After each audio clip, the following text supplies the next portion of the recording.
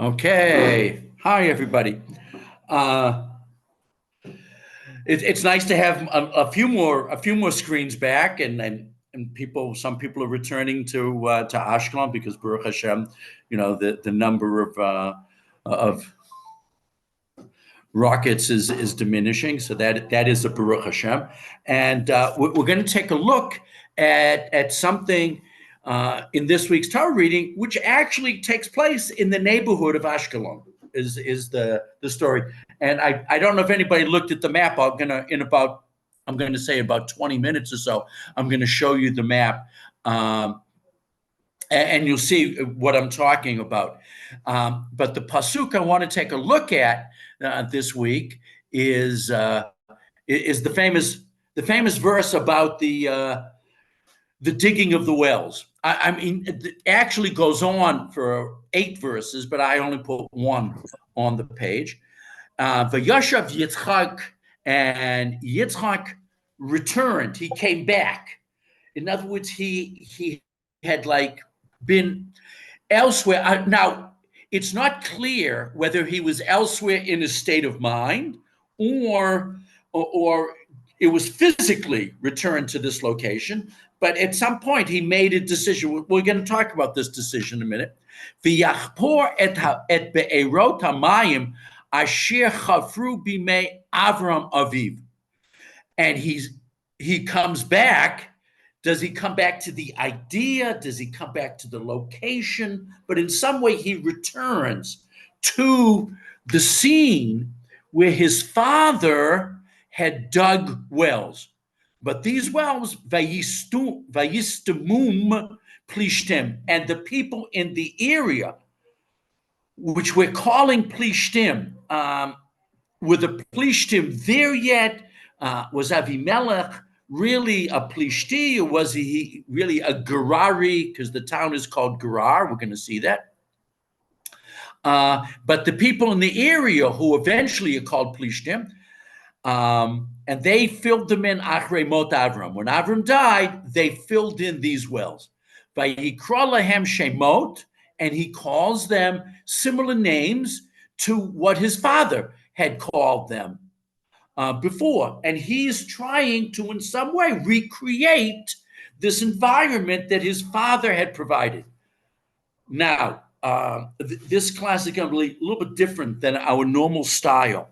Usually, I begin with the literal meaning, with the rabbis that tend to be the pashtanim, the literalists that give them exact meaning of what the verses are really saying. And then we do more of drashot, midrashim, more esoteric exegesis on the verses. This week, we're going to do the opposite. And in about 3 minutes, you'll understand why. So first, we're going to look at some drashot. Okay, so let's look at 2 drashot, and I'll explain why it's so different than the normal way in which we tend to learn Chumash.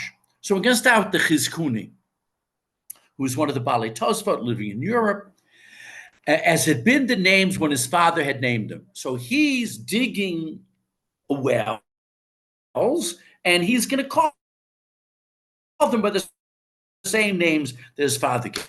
Why is he doing this? Now, I mean, pshat is he wanted water. I mean, we're talking about the area around the Gaza Strip, Gaza, and it's dry. So he wants water. Okay. But he's saying something else. He wished to draw attention to the fact that the success of these wells had been due to the merit, the zchut of his father. He proved this when he left the vicinity of Avimelech's capital. What was Avimelech's capital? We're not sure. It might have been Ashkelon, but it was, or Gaza City, but it was in that area, right? Had been due to the merit of his father. In other words, the fact that Avraham and later Yitzchak were successful farmers and hydrologists digging for water in this very dry area was because of the merit that they had with Hashem. It was miraculous, okay? He proved this when he left the vicinity of Avimelech's capital and settled where Avram had lived, and demonstrated that the success depended not on the earth and its farmers, but on the goodwill enjoyed by them in heaven. Their success was min hashamayim. And based on this, he concluded a treaty with Avimelech. So Avimelech saw eventually at the end of this story, in 7 or 8 verses, they make a brit between them, but that brit takes place near Beersheba, near the modern day Beersheba, not in the present city, but very close to it. And we're going to talk about that well in a minute. So in other words, we're not talking about water. We're talking about ideas. Why? Why don't we start talking about water? So the Ramban, who was basically a contemporary of the Chizkuni, slightly later, comments, and he says, Scripture gives a lengthy account of the matter of the wells. I mean, to spend, 6, 7, 8 verses talking about digging wells, that's a lot for the Torah to put into this effort. Wells get mentioned in other places, or water sources. Last week, Eliezer finds Rivka, the soulmate for Yitzchak, again at a water source. And then next week, we're going to have the story of Yaakov finding Rachel by a well. So wells, but each time it's 1 verse, 2 verses. Here, it's an expanded explanation about the wells themselves, and the Ramban doesn't know why. And he goes on to say, when in pshat, in literal understanding of the verses, there would seem to be no benefit nor any great honor to Yitzchak. So in other words, there's no pshat there. There's only drush. So he doesn't even bother to try to explain a literal explanation for what's going on here. Now, I'm going to make an editorial comment. And my comment is that when the Jews weren't living in Eretz Yisrael, Chizkuni was writing in Northern Europe, and the Ramban wrote this in Spain before he made Aliyah to Eretz Yisrael. People didn't think about the realities of Eretz Yisrael. They thought about religious realities. They thought about Torah ideals. And it's not the pshat, because the pshat is talking about the things going on in Eretz Yisrael. And digging wells is a big deal. And finding success in the digging of wells and in agriculture is something that was miraculous in Eretz Yisrael. But that doesn't concern them. So he's going to say, however, there's a hidden meaning. This whole thing is to teach us a hidden idea. Nothing about water, nothing about agriculture. The Jews in the Middle Ages weren't interested in those issues. I should also say the Jews not living in Eretz Yisrael weren't interested in those issues. So the pshat we're going to come to in about 15, 20 minutes. But now we're going to take a look at a couple of esoteric midrashic ideas. So what's going on here? However, there's a hidden matter involved here, since Scripture's purpose is to make known a future matter. The purpose of these psukim isn't to tell us what Yitzchak did, it's to tell us what's going to happen in Jewish future. A well of living water alludes to the house of God. It's talking about the Beit HaMikdash. The 3 wells, the 2 wells that get filled in are the first 2 Beit HaMikdash, and the third well is going to be the 3rd Beit HaMikdash, and that's exactly what the Ramban's going to say. Alludes to the house of God, the Beit HaMikdash, which the children of Israel will build. I'm actually learning on Shabbos with Rivka. We're learning Malachim Aleph. We're just beginning, and we're up to the 7th parak, and we're just getting ready to build the Beit HaMikdash, and it's like cool. He called the first well Asek, which is an allusion to the first house, concerning which the nations contended with us and waged war with us until they destroyed it. Asek means to have, difficult discussions, problems, difficulties, and the first temple had all these difficulties and even had kings of Israel that weren't firm and even, worshiped the Vodazara. And eventually the first temple, of course, is destroyed. The second well is called Sitna. Sitna means enmity or hatred. And this alludes to the second Beit HaMikdash, which has indeed been referred to by this very name. In the beginning of his reign, they wrote Sitna against the inhabitants of Judah and Jerusalem in the book of Ezra. When they built the temple during the time of Ezra, the second temple, approximately 516 BCE, at that moment, they wrote Sitna on the building to connect the second Beit HaMikdash to the story here in Breshit, because they saw the infighting between Jews already at the beginning of the temple, and eventually we say that the second temple was destroyed because of Sinat Chinam, because Jews hated Jews. It's very, very sad. And under those circumstances, the second temple was more tragic than the first, which is and during its entire existence, they were a source of enmity unto us until they destroyed it and drove us into exile. The third well he called Rechovot. And Rechovot, in the story, we don't know where it is. It's not the present day Rechovot, which is near, Rishon LeZion and, the southern suburbs of Tel Aviv. It's not there. It's closer. Either it's an argument, which we're going to get to in a few minutes. Was it in the same location, or was it further inland, closer to Beersheba? Was it right outside Gaza, the Gaza Strip, or was it closer to Beersheba? We'll talk about that in a few minutes. The Kli Yakar is commenting on this Ramban. Kli Yakar, who lives 300 years after the Ramban, is commenting on the Ramban said. And he says the third well was not contested because the third Beit HaMikdash will be built by the Mashiach, of whom it is written, his power will never end, peace will last forever. He will rule David's kingdom and make it grow strong. He will always rule with honesty and justice. Wow, that's already a chiddush for Jewish leadership, that they'll be honest and just. I mean, that's a revolutionary idea for leaders in general. The eternal Almighty will make certain that all of this is done. Therefore, it is called Rechovot, wide, broad, comfortable spaces. For in those days, even though the country will expand, in those days of total peace, wow, wouldn't that be wonderful? It will feel that there is space for all. This is the opposite of tzarot. We talk about bad situations as min ha-meitzar, from the dire straits, the narrow straits. Tzarot, the bad. Rechovot, a good.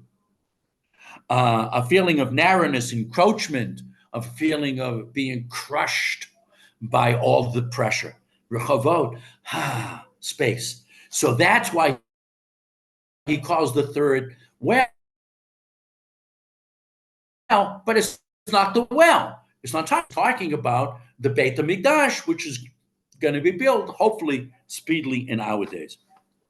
The Netivot Shalom, a more modern Hasidic source, again, it's the Slonimer Rebbe who died in 2001. He, again, is keeping it Kabbalistic and Midrashic. The three wells dug by Avram, together with the three dug by Yitzchak, plus the well in Beersheba, because after he digs the well in Rechovot, he makes a treaty, a brit with Avimelech, and they make a seventh well, and that seventh well is called Beersheba, the seventh well, which is, we believe, right near the modern day city of Beersheba. Okay, these seven wells represent the tikkun, the fixing, the repair to the world, which the Avot brought into this world. Avraham began the world of tikkun. The Rebbe, the Netivot Shalom, has a lot of Torahs about Avraham, Yitzchak, and Yaakov are the tikkun, are the repair for the sins done in the earlier 11 chapters of Breshit. They do tikkun for, Avram does tikkun for the sins that caused the killing of Cain, kills Hevel, and Yitzchak is the tikkun for the sins that caused the flood, and Yaakov is the tikkun for the sins that caused the Tower of Babel, separation of the people. The first sin, when of Adam and Chava, that there is no tikkun until we get the Torah, and the Torah is the tikkun for that. But that's a separate story. So they're big on the idea that our avot, our patriarchs, our beloved Altazades, they fixed the things that went wrong in the earlier primordial generations of the Torah. Okay. The seven laws represented Avram begins the tikkun, and the seven laws provide, but his word was yanik, which is the word for nursing. A mother nurses a baby, provides in this in like nursing the world for a tikkun for the 7 days of creation. The wells accomplished their tikkun because they were sources of kedusha. They weren't sources of water. They were sources of sanctity, of holiness. That's why the powers of the Sitra Achra, the dark side, Sitra side, Achra, the back side, the other side.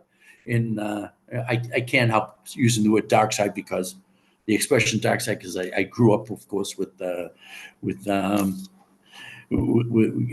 Star Wars. Okay, immediately tried to undo the tikkun.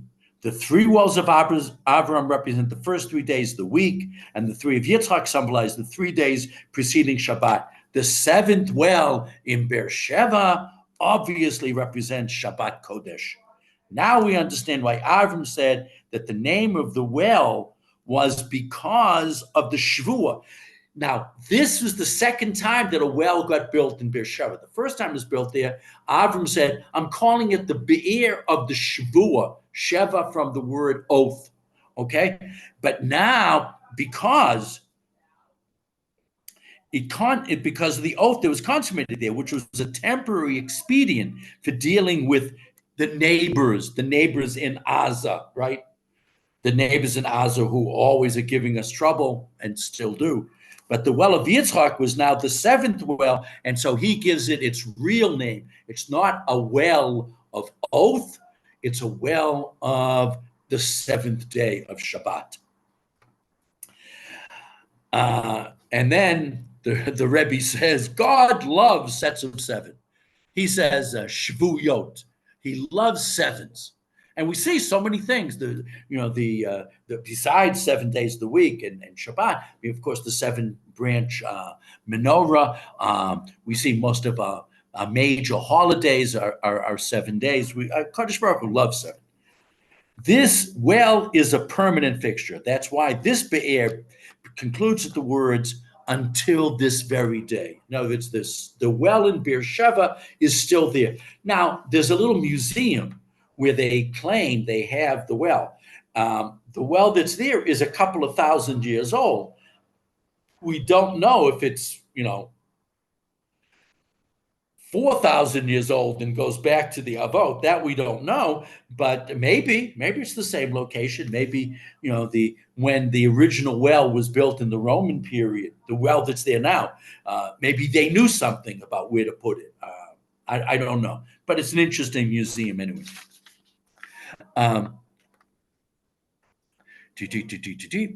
That's why the Be'er concludes with the words, until this very day. The three wells of Abraham are Gashmiyut, which is worldly, physical things.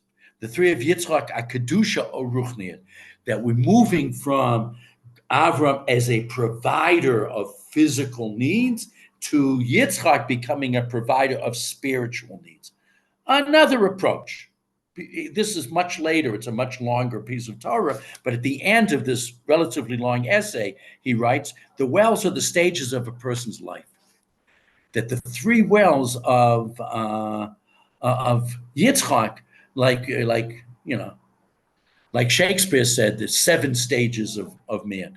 But here we have 3 stages of a human being's life. In youth, we find water, but also the struggles with desires, while the youth's blood boils with appetites. That's why the first one is called Asek. He's just involved in stuff. He's busy. The second stage is the difficult period of providing for a family, hard work. This period can also be called sitna, which means difficulties, but can come from the word satan, that he feels the yetzer hara, and he feels the pull to do things that aren't necessarily the best way of doing things. Eventually, the successful person finds rest, relaxation, and rechovot. Wide, expansive. I like that because I'm enjoying my retirement. So I like this shot. But okay, he was like an add-on to his real idea about the 7 days. Okay, again, we're not talking about real wells. We're talking about symbolic wells in all of these. Sfat Emet, writing at the end of the 1800s. My grandfather, many of his Torahs are in the name of his grandfather, the Chidushi Harim, who raised him. The Sfat Emet's father died when he was 5, so his grandfather was the first Gira Rebbe, and Sfat Emet was the second Gira Rebbe. My grandfather said the wells remove the externals, which are the negative hidden realities. I love this. Wells, which are out in the open, really represent the hidden things. Because you look at a place where you can figure a well should go, it's hiding something.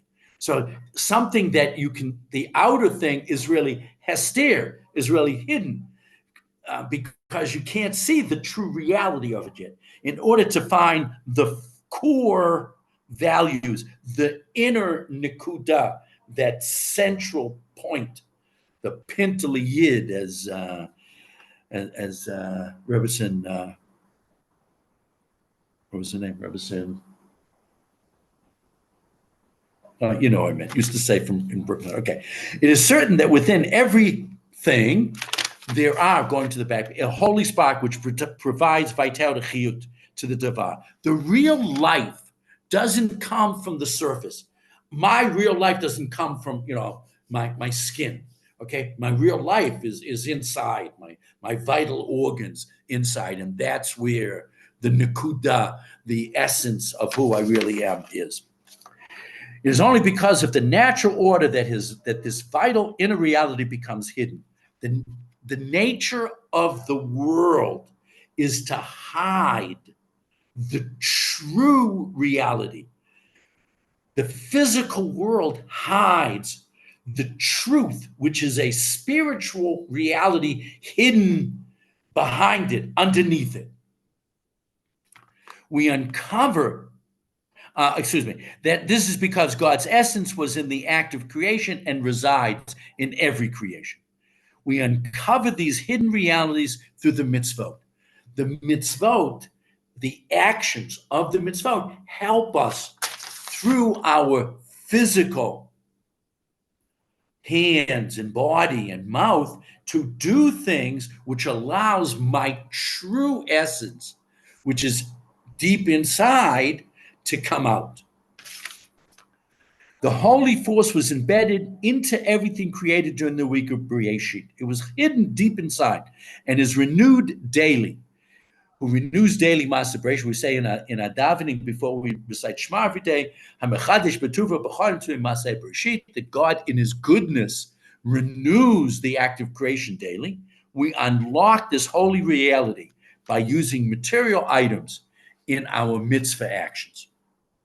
Okay, and so what happens is a well shows us this, because you go to the well and you got somebody who's smart like Yitzchak, and he says, I'm looking at this terrain and I can tell where I should dig the well, but the terrain itself is hiding that reality within. And that's what's going on in much of the physical world. The physical world is a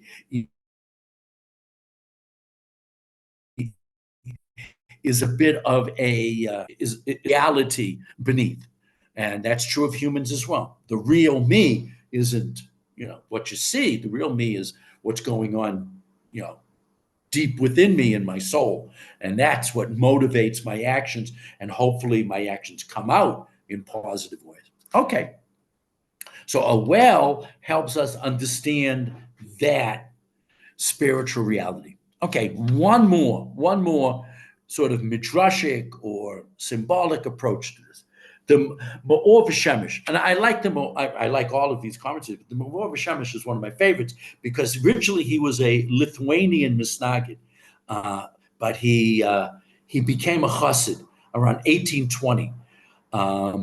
He was a student of the Jose Lublin. He moved to Lublin from Lithuania and became his Talmud and became a Hasidic Rebbe himself. So he's interesting because he combines the kind of Lithuanian analytical thinking with the mystical thinking of Hasidus. And so it's quite often I find his ideas fascinating. The issue of the wells is the secret of faith. Sod ha'emunah. Wells represent emunah. It is well known that the Avot spread knowledge of emunah. That's what Avram did. He got everybody to believe in God. He talked to them about God and he said, do you believe? And he spread that material. When it says that they closed up the wells, it really means that the people lost their faith, which Abraham had spread in the land. That was Abraham and Sarah created, we believe, hundreds, if not thousands, of followers. They were like evangelicals. They went around spreading the word of God, and people really believed them because of their sincerity and their righteousness. When it says that Yitzchak returned and redug the wells, in reality, it means they went back to spreading knowledge of God. There were no wells. If there were wells, it's the symbolic wells, because really what he's trying to do is spread Torah. He's not, ein mayim ela Torah. He's not giving out water. He's giving out Torah, and he's trying to get back that which his father had done and was lost when his beloved parents died. The root chafer, he goes into greater detail. He says this shouldn't have been the correct word for digging, excavating a well. There's a better word, but they use the word chafer for the excavation. Why? Because its letters Che, Chet, Pei, Reish stand for Chesed, Pachad, Rachamim. It stands for kindness, fear, or reverence, and Rachamim, compassion, empathy. And the servants of Yitzchak dug the well in the Nachal. They dug it in the Nachal, whose first letters represent Notzer Chesed Lalofim, that God forms kindness for thousands and thousands of generations, which is a tikkun, a fixing, a repair for abandoning the faith of Avram, which he's trying to give them back. Okay, just as like a cap on this part of tonight's lesson, I'm gonna. This isn't on the sheet. I don't know if you're following on the sheet or not. Anyways, but I didn't put this on the sheet, but I saw this and I just wanted to share. Everett Fox, who I've quoted before, who's a modern biblical scholar, not firm.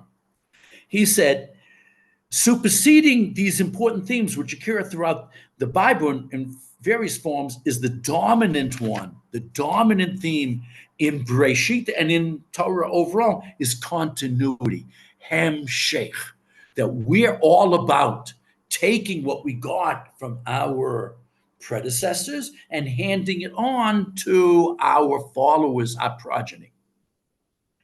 Represented by the unifying word in Genesis, Toldot.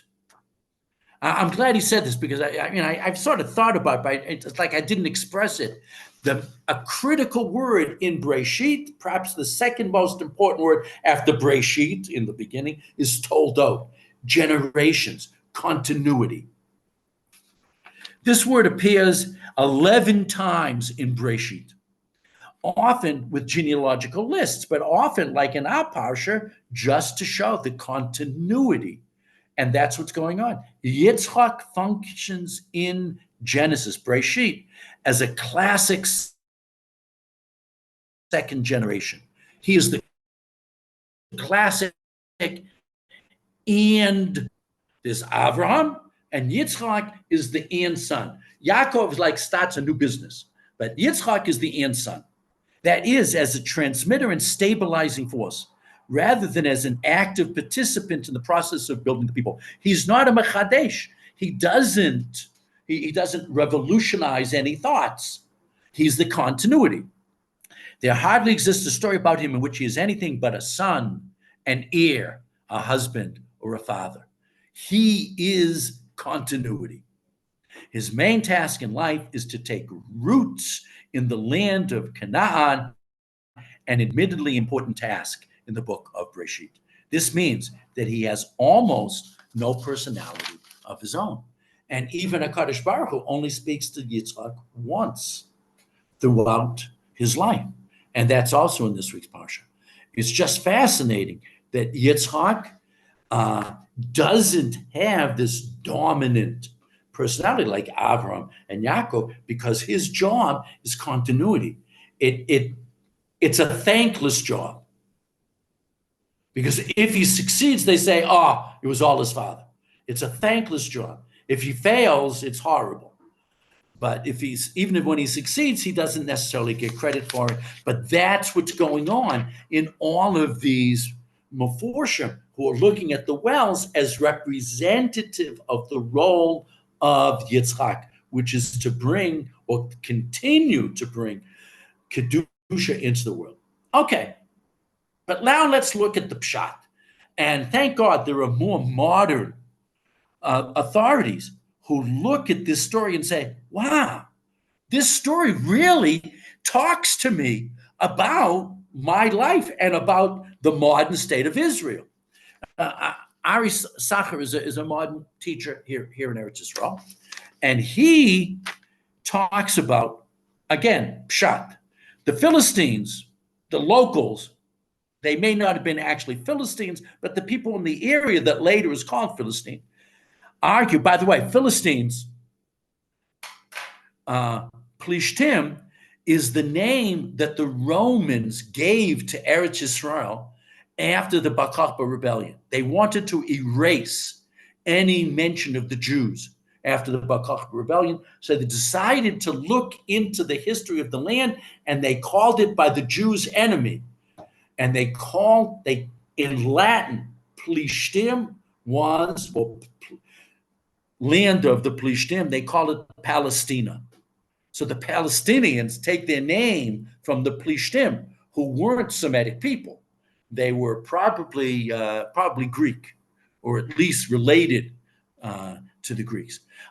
It's so interesting that they took on this name for themselves based on anti-Semitism, which I guess ends up looking logical as time goes on. Okay. Why did they agree to give Yitzchak possession of the third well? One might answer that Yitzchak dug his third well far enough away from Gerar, where he dug the first one, so as not to arouse their jealousy. Okay, if you have the map, you can look at it. If you don't, you can look at it with me. So you can see on the map, I have to hold it steady.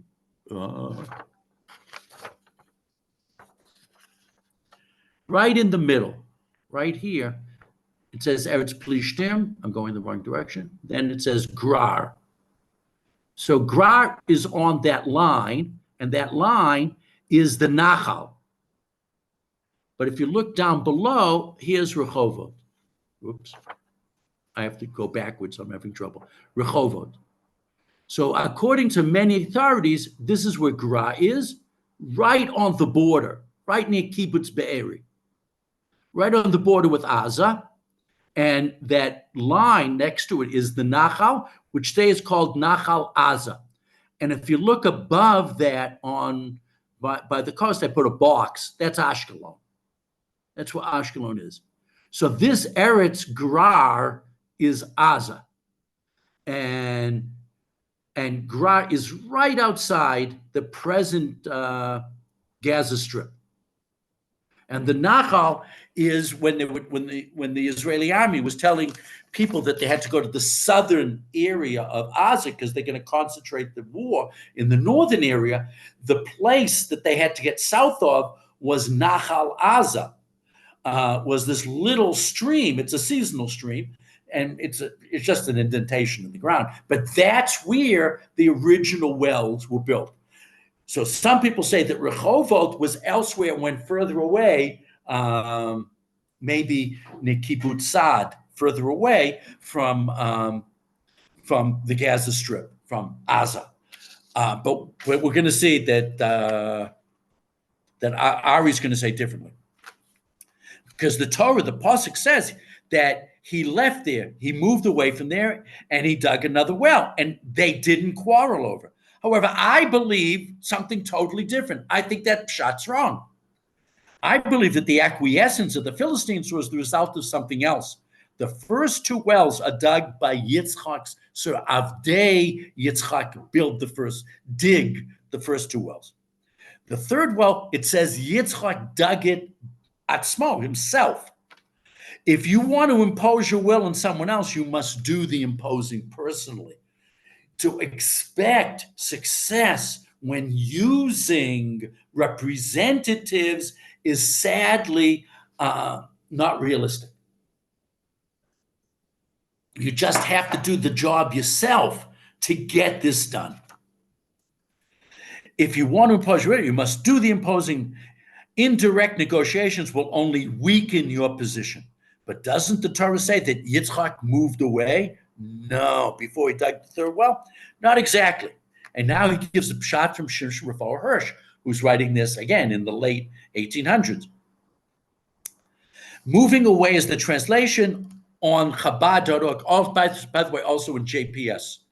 Many translations do translate this as Yistalek, he moved away. Ve'ya'atek misham. Rav Shamshon Raphael Hirsch, however, offers a completely different approach. He explains Ve'ya'atek as to move an object by great force. Ya'atek is a special term that has to do with exertion. It wasn't that they moved away, it's just that he put more oomph into this third well. How was he putting more oomph into this third well? And then he goes on, to move an object by great force, either unexpectedly, unnaturally, or legally. It seems clear that Yitzchak had to move the Philistines and their antagonism. He had to somehow make peace with these people who hated us, were jealous of us, didn't like us. He did this not by backing down, by digging yet a third well. And he did this with his own hands. In other words, we're never, I don't even get why we try. And I thought it might work myself, going back 30, 40 years ago, that giving something to the Palestinians would help. It doesn't. It doesn't help because they don't want something. They want everything. So the only way that we can ever live here with them is to stay strong. And if we provide them with things, jobs, income, whatever, fine. But if we give away stuff or do things by proxy, it's just not going to work. It's because whatever you give them, it's not enough. As long as there's a Jew breathing in the land, this whole thing drives me crazy when you see some idiot marching in New York or in London and saying, Medinat Israel is apartheid, and of course we have Arab members of the Knesset, but there's not a single Jew living in any of the Arab countries around us. not Egypt. Egypt isn't really Arab, but Saudi Arabia, Jordan, Lebanon, Syria, Iraq, not a single Jew. By the way, what's interesting is there are some Jews in Iran, but in Iran is not, again, not Arab. They're Persian. It's a different. It's funny. The Arab countries, not a single Jew. They're Judenrein, and that's what they want to do in Eretz Yisrael. But we're apartheid. We who give full rights to the Arab citizens of our country. It's just. But anyways, so what we're seeing is, we're not saying that our story of digging wells on the border of Gaza is somehow a parable. No, it's reality. It's about living in Eretz Yisrael and getting your hands dirty. And Rav Kook, writing in the beginning of the 20th century, says a similar idea. Rav Kook says, discusses a similar idea in the context of the pioneers that established the state of Israel, the Chalutzim, right? He speaks of people doing backbreaking work in search of fresh water. I don't know if everybody's aware of the fact that the Rishon LeZion, the actual motto of the city, on the seal of the city, on the chotemet of the city, says Matzanu Mayim, that we found water. I mean, that was like, wow. That was, and it's not a coincidence that one of the successful, originally villages, now a major city, next to it is called Rehovot, next door to Rishon LeZion. Eventually, some people give up. Exhausted and disappointed, they put down their tools and leave. Other diggers are still hopeful that they will reach water. They have faith that the work is not in vain, and eventually they reach a trickle of water. The excitement is immense, but then they see that the water is dirty, not fit for drinking. They too despair, and with acute disappointment, and then they give up too. Some, a minority of a minority, continue the challenge. They understand that the muddied water is still water, and a sign that they have nearly reached their destination. This group renew the digging with even greater energy and effort until they bypass the grit and the sand and finally reach the pure flowing water. Matzanu Mayim. Eureka, we have found the water. And that's the story of the Yishuv of Eretz Yisrael. It was all about getting your hands dirty. It was just something that was a chidush for many Jews coming from Europe who hadn't been involved in manual labor or agriculture for generations, if not centuries. It was just an amazing thing. And some of the people that did it, were poets and writers and formerly businessmen, and they came here and they just did it. And that's what we're supposed to learn from this story. Effort, just keep trying, and HaKadosh Baruch Hu will eventually bless your efforts. And that's how we settle Eretz Yisrael. That's how we, succeed here. Now, I don't know who Rabbi Adam Levitt is. I looked around, I couldn't really find who it was. I'm not sure, but I saw this was on a sheet that was on Safari, and I liked the idea.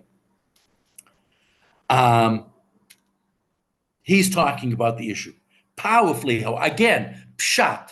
We're not talking about the Bate Mikdash. We're not talking about esoteric views of Kedusha. We're talking about wells, water wells, digging in the dirt to find water. Powerfully, however, Isaac does not flee. He digs once, digs twice, doesn't leave, digs himself the third one. Instead, he settles there and dug anew the wells which had been dug in the days of his father, Avraham. A midrash sees Isaac's act as uncovering the wells as representative of Yishuv Olam, settling more deeply into the world. Not only does he redig these wells, but he gives them the same names that his father had given them. According to psychological research, the more children know about their family's history, the stronger their sense of control over their lives. You'd think the more you know about other people, the less you know about yourself. You want to be yourself. No, people don't want to be just themselves. They want to be themselves as a continuity with roots elsewhere. The higher their self-esteem, the more they know about where they came from. Yeah, you can use the metaphor of roots, but you can also use the metaphor of wells. And we're using the metaphor of wells. Can we begin to uncover the wells of our ancestors as we drink the water from these wells? The stories of our ancestors give us perspective on our daily experience. Learning these stories, we become more resilient. As I open the covers of these wells, I prepare to nourish my roots and ground myself more deeply in the soil of this moment of this moment of my life. In other words, the more we delve into who we are and where we came from and how we got here, the better we are at dealing with the present situation. In other words, as we are busy fighting these bad guys that just want to get rid of us. I mean, like the Plishtim of ancient times. They were jealous of us. They hated. They just didn't want. Eventually we win them over because of our success, and that's what we have to do. We just can't give up. We just have to keep on plugging and realize until Biat HaMashiach, it's going to be a struggle. The previous generation struggled, Six-Day War, Yom Kippur War. The generation before that struggled, Hakamat HaMedina, Milchemet HaAtzmaut. The generation before that struggled with the terrible riots in the 20s and in Hebron in 29 and 1936. And before that, with the Yishuv, when we just first started getting here in the 1880s and beyond. And that's what we have to be talking about to our children and grandchildren who are fighting the present war. They have to see it in that context, that the only way we can have and continue to have a presence and a future in Eretz Yisrael is to realize we have to just continue the struggle. And it's going to, until Biat HaMashiach, it's going to be a struggle. We just can't let up. And if you can't take it, then maybe Medinat Eretz Yisrael is not for you. It's possible, that there are places in Chutz La'aretz, but I'd like to think that more and more Jews are going to see that the future of our people is in this struggle. It's not just in the country, it's in the effort we put into the country. And it's very important that we talk to our children and grandchildren, and especially the people in Chutz La'aretz. I mean, sometimes I worry more about their ability to be safe than ours. I mean, we see it doesn't take much in Chutz La'aretz for the anti-Semitism to just bubble to the surface and explode all over the place. Whether it's,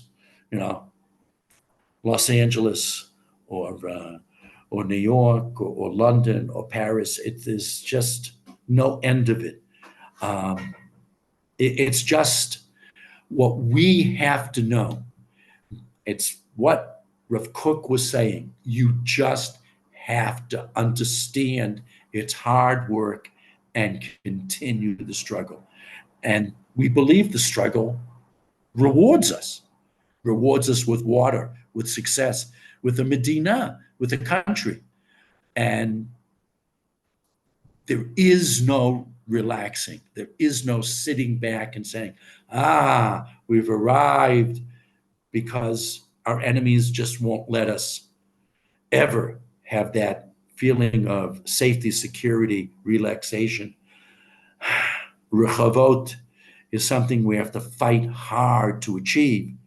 And we hope that that these efforts will be blessed by a Kadosh Baruch Hu with the permanent Rechavot, B'meher v'yameinu, in Biyat Mashiach, in the coming of Mashiach and the building of the Beit HaMikdash.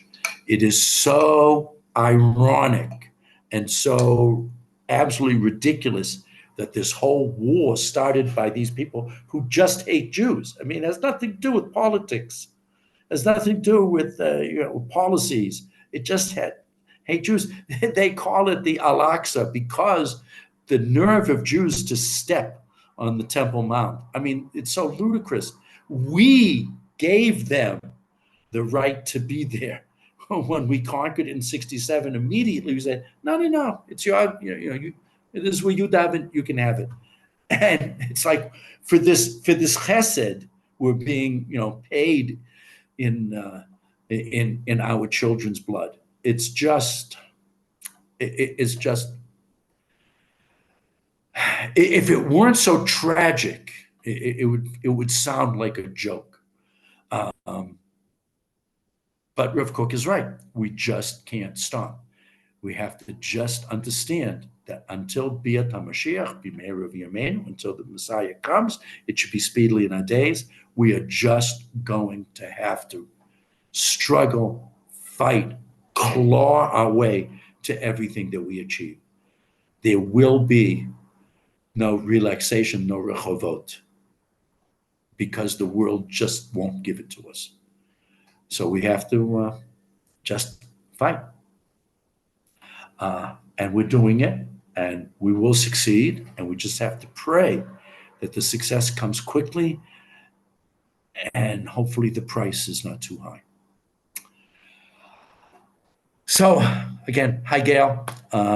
Thank you all for joining this evening, and please let people know that the recording will be up sometime tomorrow morning, and hopefully everybody will be back in Ashkelon soon, and we'll be back to Shigra, to as normal as life gets here in Eretz Yisrael.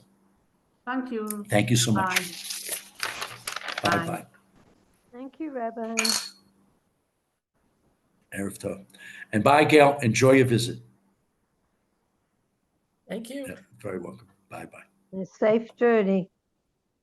Amen.